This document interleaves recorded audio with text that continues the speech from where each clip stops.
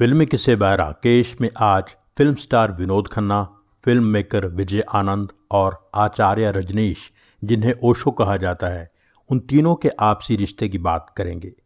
इस रिश्ते में क्यों और क्या बदलाव आए।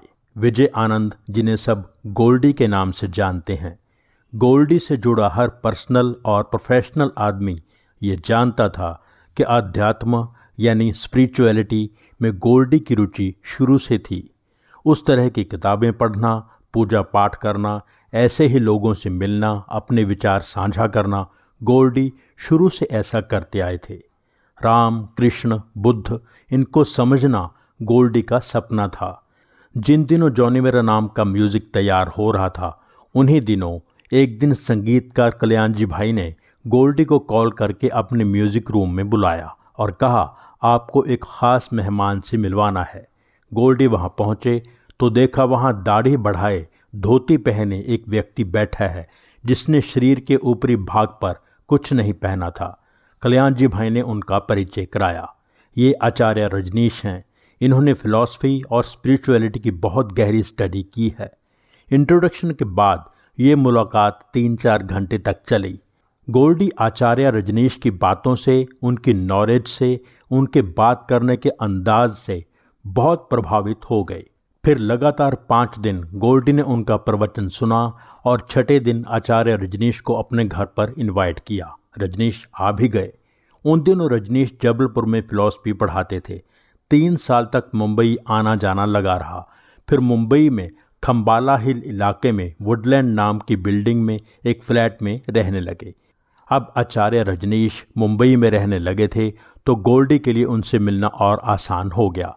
कभी बुद्ध, कभी गीता, कभी महावीर, कभी राम कृष्ण के बारे में चर्चा होने लगी। गोल्डी बहुत बुद्धिमान व्यक्ति हैं, ऐसा रजनीश भी मानने लगे थे। एक बार रजनीश उन्हें माउंट आबू में 11 दिन के शिविर में अपने साथ ले गए। वहाँ सुबह के प्रवचन के बाद हर 2 घंटे के बाद ध्यान किया जाता। दिन में 5 बार ध्यान करना होता था। उन 11 दिनों के बाद गोल्डी की लाइफ पूरी तरह से बदल गई। फिर कुछ पर्सनल बातों को लेकर वो उलझन में रहने लगे। उलझन का हल ढूंढने वो रजनीश के पास चले गए। रजनीश ने उन्हें माला धारण करवा दी। गोल्डी संन्यास लेने के लिए, माला धारण करने के लिए उनके पास नहीं गए थे, लेकिन ऐसा हो गया।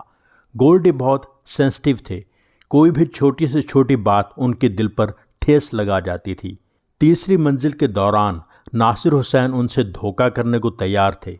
इस पर आप एक पूरा एपिसोड देख सकते हैं, जिसका लिंक ऊपर आई बटन में दिया गया है। तीसरी मंजिल हिट होने के बाद नासिर हुसैन अपने वादे से मुकर गए। गुलशन राय, जिनको निर्माता गोल्डी और देव आनंद ने बनाया था, वो भी जॉनी मेरा नाम के बाद गोल्डी से किया अपना वादा भूल गए। बहुत साल पहले हम दोनों खुद डायरेक्ट करके उन्होंने अमरजीत का नाम दिया, वो भी बदल गए। गोल्डी के बड़े भाई देव आनंद भी उन्हें सिर्फ अपना छोटा भाई ही समझते रहे। जाने अनजाने में देव आनंद भी गोल्डी का दिल दुखाते रहे। इन सब बातों ने गोल्डी के मन को बहुत ठेस पहुंचाई। उन्हें लगता था कि उनकी मेहनत का फल हमेशा दूसरे खा जाते हैं। सही भी था। इसलिए जब रजनीश ने उनके गले में माला पहना दी तो बहुत जल्द उन्होंने अपना मन शांत कर लिया और मान लिया कि अब वो सन्यासी हो गए हैं। फिर रजनीश के कहने पर उन्होंने भगवा वस्त्र धारण कर लिए। समय गुजरता गया और गोल्डी रजनीश के खास शिष्य बन गए।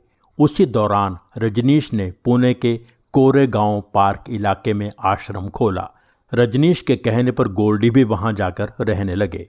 गोल्डी के बड़े भाई चेतन आनंद, देव आनंद और बाकी परिवार गोल्डी से नाराज हो गया। लेकिन चेतन आनंद के बेटे केतन आनंद, सूरज सनीम और महेश भट्ट भी रजनीश के शिष्य बन गए। इन सबको गोल्डी ने ही रजनीश से मिलवाया। इनके असर में आकर विनोद खन्ना भी रजनीश के शिष्य बन गए। आश्रम में विनोद खन्ना और गोल्डी की अच्छी दोस्ती हो गई। गोल्डी रजनीश के खास चेले थे, इसलिए ध्यान के समय भी उनको छूट मिल जाती थी। रजनीश ने गोल्डी से खुद कहा था कि तुमने बहुत ध्यान धारणा कर ली है, अब ज़रूरत हो तभी ध्यान करना काफ़ी है। ध्यान धारणा का समय ख़त्म होने पर सब लोग चले जाते थे, लेकिन विनोद खन्ना वहीं बैठकर रोया करते थे। कई बार गोल्डी ने विनोद खन्ना को ज़ोर ज़ोर से बिलख बिलख कर रोते हुए देखा। गोल्डी विनोद खन्ना की पीठ सहलाते। जब विनोद खन्ना चुप हो जाते तो गोल्डी उन्हें वहां छोड़कर चले जाते। कभी कभी विनोद खन्ना किसी समस्या के बारे में सलाह लेने के लिए भी गोल्डी के पास आते। रजनीश ने अपने एक प्रवचन में जिस कचरे का जिक्र किया था वो कचरा अब रजनीश के आश्रम में जमा होने लगा था। देश विदेश से हिप्पी वहां आने लगे थे। फ्री सेक्स और नशीले पदार्थों का सेवन होने लगा था। काम भावना से पीछा छुड़ाने के लिए फ्री सेक्स का प्रचार किया जाने लगा था, पर काम के प्रति लोगों का मोह बढ़ता ही जा रहा था। विनोद खन्ना ने आचार्य रजनीश को बताया था कि वह ज़रूरत से ज़्यादा काम भावना से पीड़ित हैं। रजनीश ने विनोद खन्ना को इसका इलाज फ्री सेक्स बताया था। आश्रम वासियों को फ्री सेक्स का चस्का लग गया था। एक बार रजनीश ने एक लड़की लक्ष्मी से गोल्डी को मिलवाया और कहा, ये लंदन से आई है, थिएटर आर्टिस्ट है, तुम इसके साथ रहो, इसका साथ दो। गोल्डी उनका इशारा समझ गई। गोल्डी ने लक्ष्मी को पुणे कुछ देखने लायक स्थान दिखाए और आश्रम आकर कहा, मुझे फ्री सेक्स में कोई इंटरेस्ट नहीं है। अब रजनीश की बहुत सी बातें गोल्डी को खटकने लगी थीं। रजनीश के दर्शन के लिए 10, 15, 20 रुपए के टिकट्स रखे गए थे। उनकी फ़ोटो वाले सिक्के, कैलेंडर, पोस्टर्स बेचकर भी पैसे कमाए जा रहे थे। गोल्डी ने देखा अब रजनीश के पास कुछ नया बचा नहीं था। सभी बातें रिपीट हो रही थीं। शुरू शुरू में रजनीश अपने विचार सामने रखते थे। अब रजनीश दूसरे महापुरुषों की किताबें पढ़कर उनमें से ख़ास बातें अंडरलाइन करके अपने शिष्यों को कहते कि इन्हें लिख कर लाओ। फिर उसके आधार पर प्रवचन तैयार करते थे। रजनीश को भी अंदाज़ा हो गया था कि अब गोल्डी का मन आश्रम से उकता गया है। रजनीश ने गोल्डी से कहा, तुम मुंबई चले जाओ, वहाँ एक ध्यान मंदिर की स्थापना करो। हालांकि बहुत सी बातें गोल्डी को पसंद नहीं थी, फिर भी रजनीश के लिए उनके दिल में बहुत सम्मान था। रजनीश बहुत ज्ञानी आदमी हैं, ये वो हमेशा मानते थे। गोल्डी ने अपने डबिंग और एडिटिंग स्टूडियो केतनव की ऊपरली मंजिल पर ध्यान मंदिर बना दिया। रजनीश के चाहने वाले जो पुणे नहीं जा सकते थे वहां आने लगे, ध्यान होने लगा। गोल्डी बॉम्बे लौट आए तो फिल्म निर्माता उनसे मिलने आने लगे। उसी दौरान उन्हें राजपूत फिल्म डायरेक्ट करने का मौका मिला जो उन्होंने खुद ही लिखी थी। राजपूत पर काम शुरू हो गया। विनोद खन्ना रजनीश के आश्रम में रहने लगे थे। उन्हें बार बार वहां से शूटिंग के लिए बुलाना पड़ता। विनोद खन्ना गोल्डी से कहने लगे थे कि मेरा रोल कम कर दो। परेशान होकर गोल्डी ने विनोद खन्ना के बहुत सीन्स काट दिए। स्क्रीन प्ले में बहुत चेंजेस करनी पड़ी। गोल्डी को पता चला महेश भट्ट और प्रवीण बाबी के बीच किसी बात पर झगड़ा हो गया। प्रवीण बाबी ने महेश भट्ट के गले में पहनी रजनीश की माला खींचकर तोड़ दी। बात आश्रम तक पहुंच गई। रजनीश ने विनोद खन्ना को बुलाया और कहा कि महेश भट्ट से जाकर मिलो और उससे कहो कि मैंने उसे बनाया है, मैं उसे बर्बाद कर दूंगा। विनोद खन्ना रजनीश का मैसेज लेकर महेश भट्ट के पास आए और कहा, तुम भगवान रजनीश से माफ़ी मांगो, नहीं तो तुम बर्बाद हो जाओगे। महेश भट्ट घबरा गए। महेश भट्ट गोल्डी के पास आ गए। गोल्डी ने महेश भट्ट को समझाया कि तुम डरो नहीं, ऐसा कुछ नहीं होगा, रजनीश तुम्हारा कुछ नहीं बिगाड़ेगा, वो कोई तांत्रिक थोड़ी है, कोई गुरु अपने चेले का दुश्मन कैसे हो सकता है। इसके बाद गुरु पूर्णिमा के दिन गोल्डी रजनीश के आश्रम गए, उनसे मिलने, उनसे बात करने। लेकिन रजनीश ने कह दिया कि मेरे पास बात करने के लिए समय नहीं है। अगले दिन रजनीश का सारा प्रवचन गोल्डी के बारे में था। ये बात गोल्डी को पहले ही पता चल गई थी। उस दिन गोल्डी ने हमेशा के लिए रजनीश को छोड़ दिया और मुंबई लौट आए।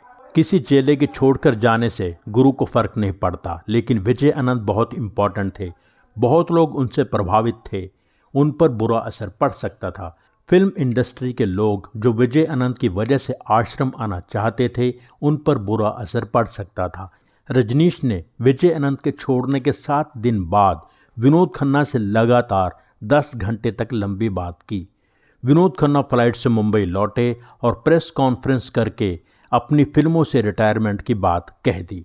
राजपूत की शूटिंग बाकी थी और विनोद खन्ना रजनीश के साथ अमेरिका जा चुके थे। गोल्डी ने विनोद खन्ना को सीन्स लिखकर भेजे और विनोद खन्ना ने अमेरिका के स्टूडियो में शूट करके सीन्स इंडिया भेजे।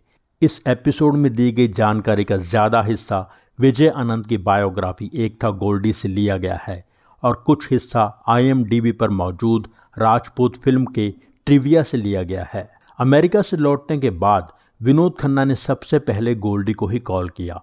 उस पर आप ये एपिसोड देख सकते हैं जिसका थंबनेल स्क्रीन पर है।